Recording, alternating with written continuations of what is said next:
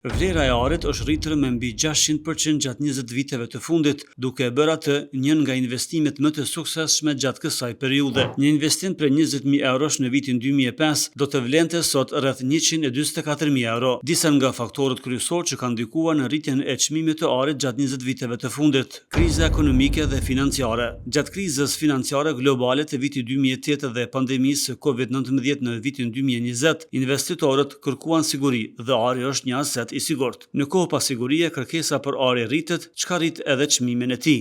Inflacioni dhe rënja e fuqisë blerëse. Kur inflacioni rritet, vlera reale e parave bie. Investitorët blejnë ari për të ruajtur vlerën e pasurisë së tyre. Bankat qendrore që shtypin më shumë para si gjatë pandemisë, rrisin frikën për inflacion dhe kjo rrit kërkesën për ari. Pasiguria gjeopolitike, luftrat, tensionet ndërkombëtare, si konflikti në Ukrainë apo tensionet shërbiakin, krijojnë pasiguri. Investitorët kërkojnë strehim të sigurt dhe ari është zgjedhja tradicionale. Përdorimi në industri dhe teknologji. Ari përdoret në elektronik, pajisje mjekësore dhe teknologji moderne. Rritja e kërkesës industriale ka kontribuar në mbajtjen e çmimeve të larta. Ekspertët parashikojnë një rritje të mëtejme të çmimit të arit, me disa që sugjerojnë se deri në fund të vitit 2025 çmimi mund të arrijë $3.300 dhe deri në vitin 2030 mund të shkojë deri në $7.000 për 28.3 gram. Kjo e bën arin një investim tërheqës për ata që kërkojnë stabilitet dhe rritje të vlerës së pasurisë së tyre në afat të gjatë. Shumë vende kanë rritur ndjeshëm rezervat e tyre të arit gjatë viteve të fundit, duke reflektuar një strategji të qartë për të diversifikuar rezervat valutore dhe për të siguruar stabilitet financiar në një periudhë pa sigurie globale. Disa nga vendet që kanë shtuar më shumë interes për arin: India, Polonia, Turqia, Kina dhe Rusia janë ndër vendet që kanë investuar më shumë në ari gjatë viteve të fundit, sidomos nga bankat e tyre qendrore.